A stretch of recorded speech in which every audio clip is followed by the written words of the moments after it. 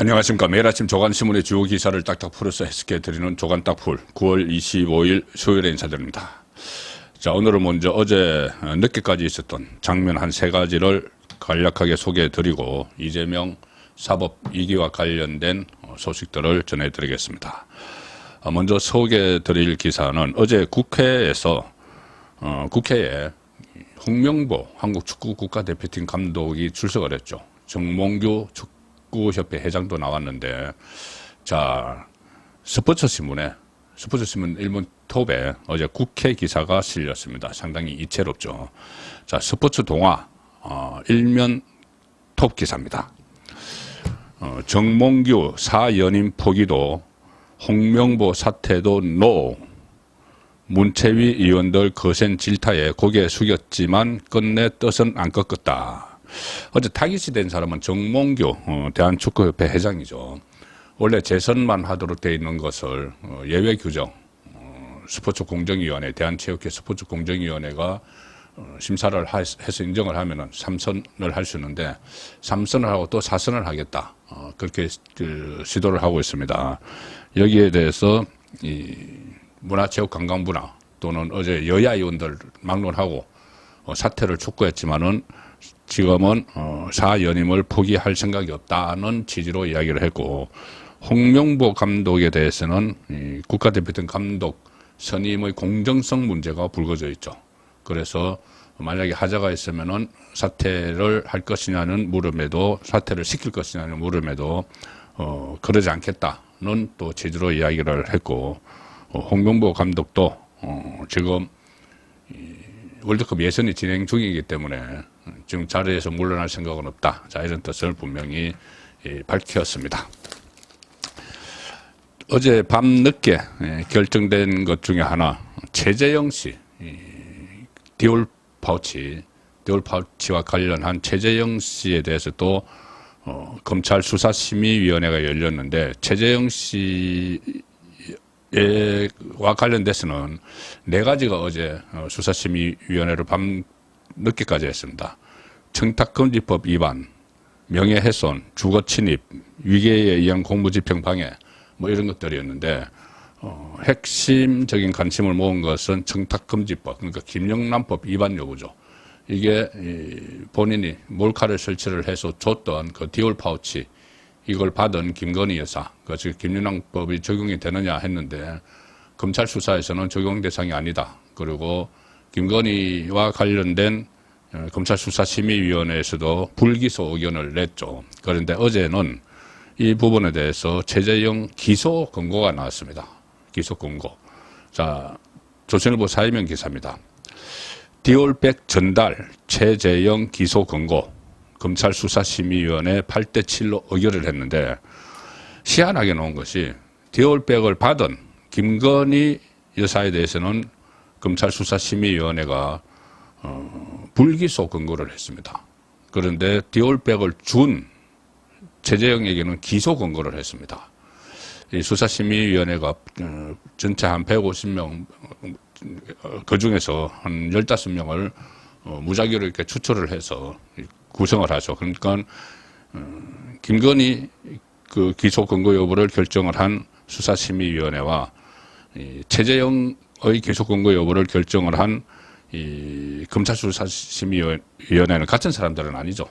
그냥 무작위로 뽑힌 사람들이기 때문에. 그런데 어쨌든 전혀 정반대의 결과를 냈고, 또 검찰 수사 결과와도 정반대 결론이 나왔습니다. 대통령의 직무 관련성이 있다, 이렇게 판단을 했고, 이 최재형과 관련된 나머지 이제 몰카를 설치해서 뭐 주거 침입 뭐 이런 것은 또 불기소 의견이 나왔는데, 그것은 검찰에서도 뭐 기소 안 하기로 했던 사안이죠. 어쨌든 법조계에서는 준 사람은 기소, 받은 사람은 불기소 하라는 황당한 상황이 벌어졌다. 앞으로 상당한 잡음이 예상된다. 물론 이게 강제성이 있는 게 아니기 때문에 검찰이 김건희 기소를 결정해야 되는 건 아닙니다. 그런데 이원섭 전 검찰총장이 이것을 마무리하지 못하고 나간 상황에서 심우정 새 검찰총장이 부담을 갖게 된 것은 어쩔 수 없는 일이 돼버렸습니다. 검찰이 어떻게 결정을 할지 지켜봐야 될 일인데, 빨리 이것은 법적으로는 일단 마무리를 해야 된다.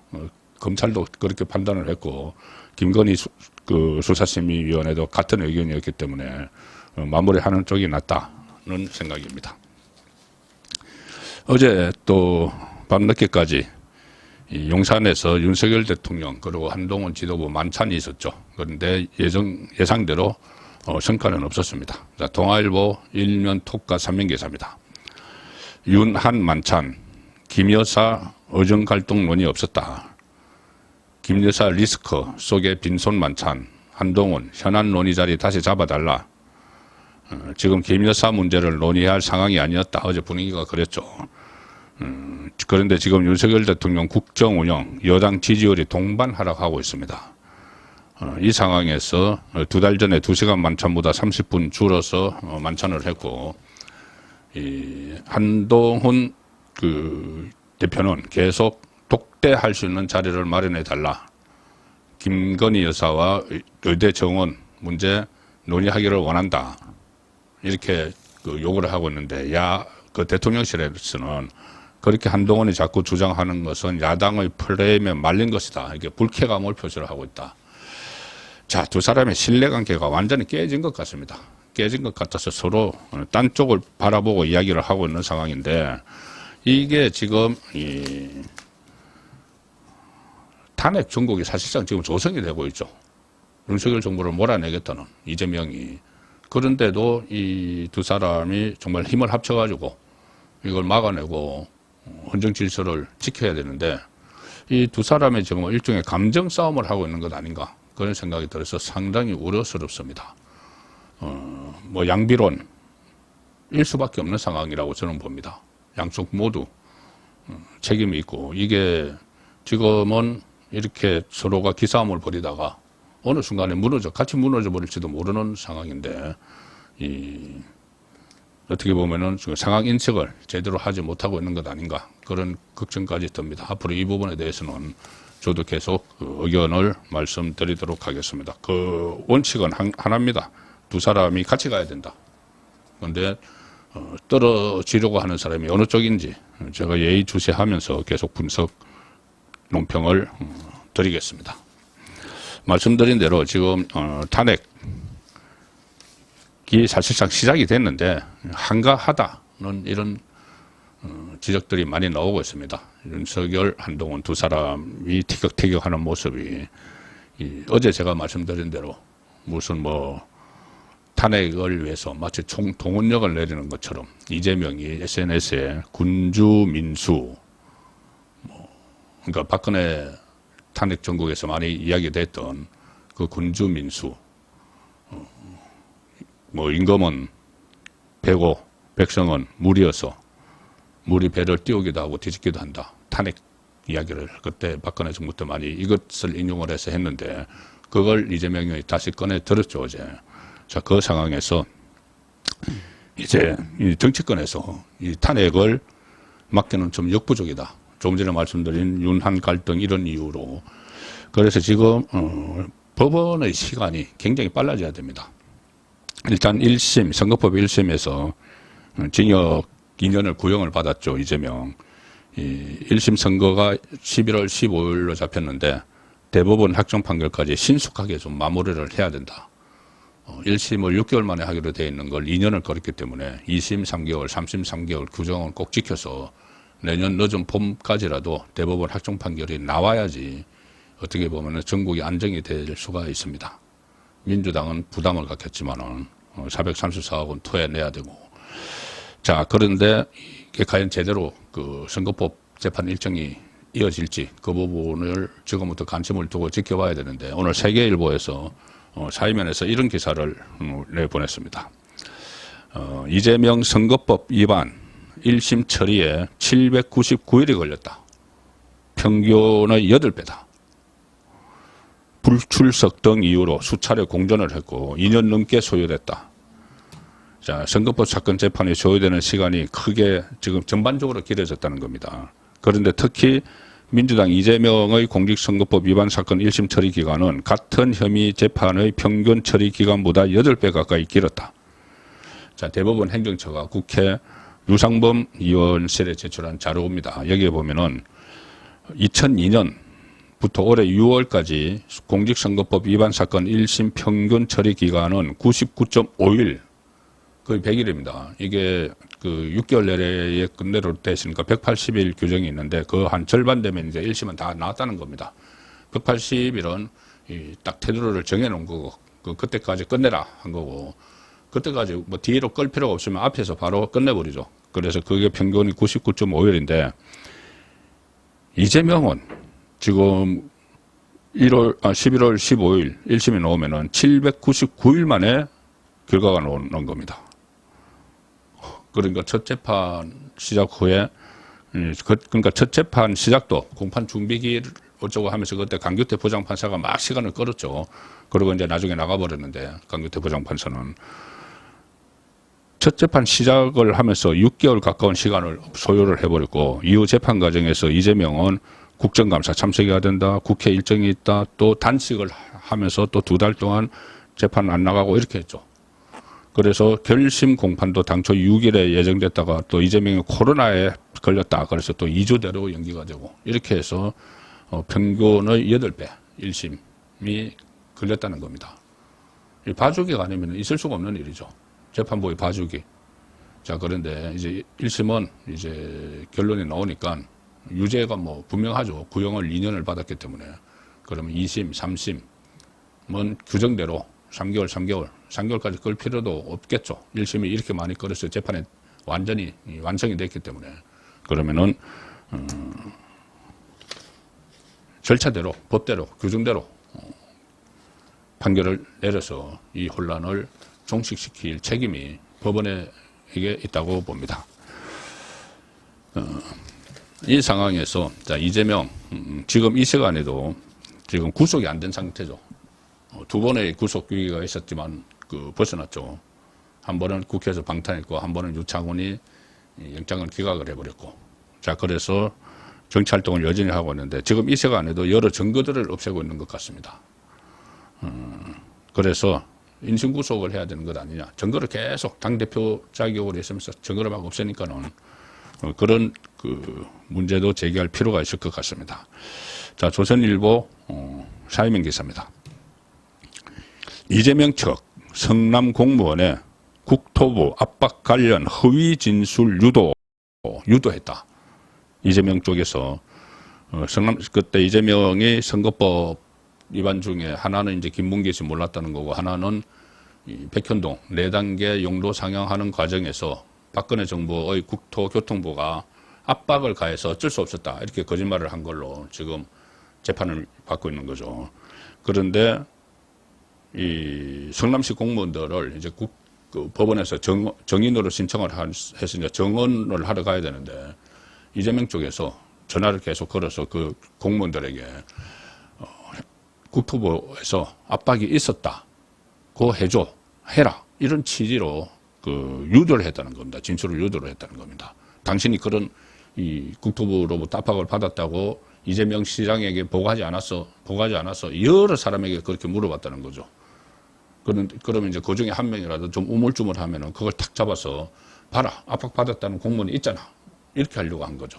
근데 일제히 공무원들이 전부 다 아니, 그런 사실 없어요, 압박받은 사실 없어요, 이렇게 이야기를 했다는 겁니다. 국회에서, 법원에서. 검찰이 이 사건 관계인과 이재명 쪽이 접촉한 정황을 포착을 했고, 전화 받았다는 공무원들 정언이 쏟아졌다. 그러니까 이 압박 전화를 이재명 쪽의 비서실장이나 이런 사람들에게서 압박 전화를 받았다는 정언이 쏟아졌다. 검찰은 이재명이 범행 은폐를 시도한 것이다. 이렇게 범행 은폐를 시도를 계속하면 구속을 해야죠. 그 증거인멸 우려가 있으면 구속을 하는 겁니다. 그런데 어쨌든 이재명은 방탄도 하고 해서 그것을 빠져나가고 있는데, 남은 재판도 많이 있고 사건도 많이 있고 수사도 많이 있기 때문에 조속한 구속이 필요하다, 이런 생각은 계속됩니다. 지난 20일이죠. 이재명의 공직선거법 결심 공판에서 검찰이 이렇게 이야기했습니다. 이재명이 범행 은폐를 시도했다. 성남시 공무원에게 전화해서 허위 진술을 유도했다. 그렇게 이야기하면서 양형 사유 6가지 중 하나로 이 문제를 지적을 하고 징역 2년을 구형을 했습니다. 해유, 허위 진술 유도, 이것도 징역 2년을 구형한 이유 중에 하나라는 겁니다. 검찰 관계자는 이재명 대표 측이 정인으로 예상되는 사람들을 두루 접촉한 정황이 재판에서 드러났고 이는 범행을 감추거나 허위 정언을 유도하기 위한 것으로 보인다. 여러 가지 사례들이 있습니다. 성남시 공무원들의 정언이 막 쏟아졌는데 이재명 시장님 쪽에서 전화가 와서 나에게 막 압박을 했어요. 이재명 시장이 나에게 전화를 하게 됐어요. 무슨 내용으로? 이재명이 그때 이 국토부 협박을 받았다고 누구에게가 보고를 받은 것 같은데 당신 아니야? 당신 아니야? 당신 아니야? 이렇게 계속 지목을 해서 물어본 거죠. 그 중에 한 명이라도 우물쭈물하면 그걸 탁 걸기 위해서 이 성남시 도시계획과장을 지낸 이모 씨, 또 여러 사람이 있습니다. 그리고 이 사람들 전화를 받은 것은 성남시장 비서실장을 지낸 이재명의 측근 임모 씨, 그리고 이재명도 직접 전화가 왔었다. 그리고 성남시장 비서실장 출신 전형수 씨, 극단적인 선택을 한 사람이죠. 또 그런 유도성 전화를 해왔다. 그때 전형수 전 비서실장은 작년 3월에 성남FC 수사를 받던 도중에 이재명 대표는 이제 정치를 내려놓으십시오. 더 이상 희생은 없애야지요. 라는 뉴스를 남기고 극단적 선택을 했던 사람입니다. 본인도 그런데 이 해유 진술 유도하는데 동원이 된 거죠. 그리고 성남시 주거환경과장을 지낸 전모 씨, 또 작년 11월 재판에서 임모 비서실장이 전화를 해와서 이재명 시장에게 국토부 압박을 보고한 게 당신 아니냐고 물었다. 도시계획과 팀장을 지낸 김모 씨, 도시계획과 주무관을 지낸 장모 씨도 같은 비슷한 내용의 전화를 받았는데 모두 보고한 적 없다고 했다. 자, 이렇게 한 명을 잡아서 덮어 씌우려고 했는데 이게 아무도 그런 사실이 없다고 부인을 하니까 결국 이재명이 최후 진술에서 국토부 협박이 있었다는 거 했던 말은 내가 말이 좀 꼬였다. 이렇게 또 빠져나가려고 하고 있습니다. 말이 꼬였다. 처음에는 협박을 받았다. 그래서 이제 한 명이라도 찾아내서 어떻게 덮어 씌우려고 했는데 그게 안 되니까는 내 말이 협박을 받았다라고 한 내 말은 꼬여서 나온 말이다. 이렇게 엉뚱한 최후 진술을 했습니다. 구속 필요성이 더욱 느껴지는 부분이죠. 유창훈 그때 영장판사가 영장을 기각할 때 이재명은 이 야당 대표이기 때문에 여러 가지 이제 감시의 눈도 많고 해서 증거 인멸을 할 우려가 없다. 이렇게 거꾸로 해석을 했습니다. 그런데 야당 대표이기 때문에 여기저기 여러 차례 막 전화를 해서 지금 조금 전에 말씀드린 거는 그때 성남시장 관련이지만은 다른 사건들, 뭐 대장동, 뭐 대북송금 다른 사건들에 대해서도 그 야당 대표의 위세를 가지고 막 전화를 해서 위정 같은 것을 또는 뭐 허위 진술을 이렇게 유도를 할 수 있는 위치에 있는 것이죠. 그러므로 더욱더 구속을 해야 되는데 유창훈 판사는 반대로 그때 왜곡된 그런 말을 붙이면서 영장을 기각을 했었습니다. 자, 검찰, 법원에 대한 압박도 지금 이재명 쪽에서 대대적으로 보이고 있는데 특히 최근에 들고 나온 게 법 왜곡죄죠. 법 왜곡죄. 법을 잘못 적용해서 기소한 검사 그리고 그것을 그대로 받아들인 판사는 처벌하겠다. 징역 10년까지. 그런데 일단 이번 처음에 발의한 법안에서는 판사는 대상에서 뺐습니다. 일단 뺐습니다. 왜 그러냐면은 11월 15일 그리고 위정교사도 한 그쯤에 1심이 재판에 나오는데 이 개인이 법원의 심기를 건드리지 않기 위해서 일단 뺐죠. 눈치 보느라고. 그런데 만약에 1심에서 이재명에게 불리한 형이 나오면은 판사도 다시 집어넣겠죠. 왜 그러냐면은 이 법 왜곡죄가 원래 독일식인데 독일에서 처음에 이 법이 만들어진 것이 판사를 겨냥한 것이었고 이재명 쪽에서 법 왜곡죄 말을 막 시작한 것은 이화영이 1심에서 9년 6개월 판결을 받았을 때, 그때 신진우 부장판사를 비판을 하면서 들고 나온 게 법 왜곡죄입니다. 그러니까 처음에 판사를 겨냥한 거였는데 이제 판사 눈치 보느라고 우선은 검찰을 포함한 그 법 왜곡죄를 발의를 한 거죠. 자, 중앙일보 신명기사입니다.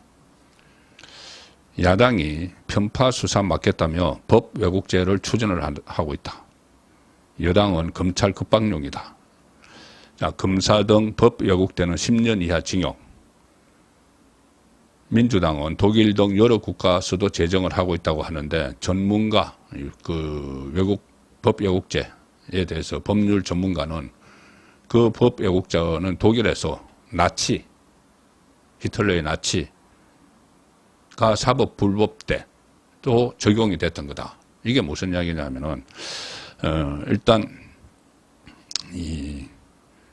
국내에서 몇 건이 법 왜곡죄 비슷한 것이 그전에도 발의됐다가 폐기가 됐는데 국내에서 발의된 관련 법안은 모두 독일 형법을 모델로 했다. 독일 형법. 그런데 이진국 아주대 로스쿨 교수가 2019년 한국 비교형사법 학회 학술지에 낸 논문에 따르면 독일의 법 왜곡죄는 독일의 굴곡진 역사에 상응하게 지금까지 나치 시절 사법 불법과 구동독 사법 불복 등 크게 두 국면에 걸쳐 적용됐다고 한다. 자, 이게 무슨 말인지 제가 한번 찾아봤습니다. 찾아보니까 이런 내용입니다. 그때 히틀러의 나치에 부역한 판사들, 또 동독 정부에 부역한 공산정권이었죠. 거기에 부역한 판사들을 처벌하는데 이용됐던 것이 법 왜곡죄다. 좀 더 구체적으로 말씀드리면은 독일에서 이 법 왜곡죄가 이슈가 된 것은 2차 세계대전이 끝난 뒤에 나치에 부역한 판사들을 처벌하는 문제가 제기됐을 때 이게 이슈가 됐다. 그리고 통일 뒤에는 동독에 부역한 판사들을 처벌하는 데 이게 법 왜곡죄가 사용됐다는 거죠. 히틀러는 그때 권력을 장악한 뒤에 민족법원이란 것을 만들어서 자신의 정적을 포함한 수천 명에게 사형을 선고한 뒤 곧바로 처형을 해버렸습니다. 자, 사형을 선고한 판사들이 있겠죠. 그런데 패전 뒤에 나치 청산이 대대적으로 진행되면서 여기에 가담한 판사들을 법 왜곡죄로 처벌해야 한다는 여론이 들끓었다. 그런데 부역 판사들 가운데, 나치에 부역한 판사들 가운데 법 왜곡죄로 처벌된 판사는 극소수, 단 2명에 그쳤다. 자, 이유는 두 가지인데, 첫 번째는 당시 판결이 합의부의 평의로 결정돼서 개별 판사가 어떤 의견을 냈는지 알 수 없다. 합의부, 지금 우리도 좀 합의부죠. 지금 합의부에서 이 사건을 다루고 있죠. 3명의 판사가. 그래서 배석 판사도 영향력이 크다는 말씀을 몇 차례 들었었습니다. 자, 그리고 또 하나는 나치 정권에서 만든 법에 따라 판결을 했을 뿐이다. 부역 판사들의 항변을 이걸 또 결정하는 사람이 동료 판사죠. 동료 판사들이 받아들여서 부역 판사들 가운데 법 왜곡죄로 처벌된 판사는 단 2명에 그쳤다. 그리고 독일의 법 왜곡죄는 법관의 단순한 실수나 오판에는 적용되지 않는다. 판사가 재판 과정에서 자신의 행위가 불법임을 알면서도 판결을 했을 경우에만 적용이 된다. 그래서 지금 이재명이 이 법 왜곡죄를 좀 만든다는 것은 결국은 그때 이 나치에 부역한 판사들을 처벌을 하는데 이게 이용됐던 것처럼 윤석열 정부에 부역한 판사들, 지금은 이제 판사는 일단 뺐죠. 그 검사들, 또 나중에 판사들을 법 왜곡죄로 처벌을 하자. 이 말밖에 안 되는 겁니다. 윤석열 정부에 부역을 했다. 판사들. 그리고 또 검사들이. 그래서 이 법 왜곡죄라는 것을 이렇게 이제 독일에서도 민주당은 여러 국가에서 제정을 했다. 이렇게 이야기를 하지만은 이게 이슈가 된 것이 이 나치, 그리고 독일, 동독, 통일 전에 동독에 부역한 판사를 대상으로 했던 것이다. 자, 이걸 지금 이재명 방탄용으로 도입을 하고 있는 상황입니다. 9월 25일 보내드린 조간 딱풀이었습니다.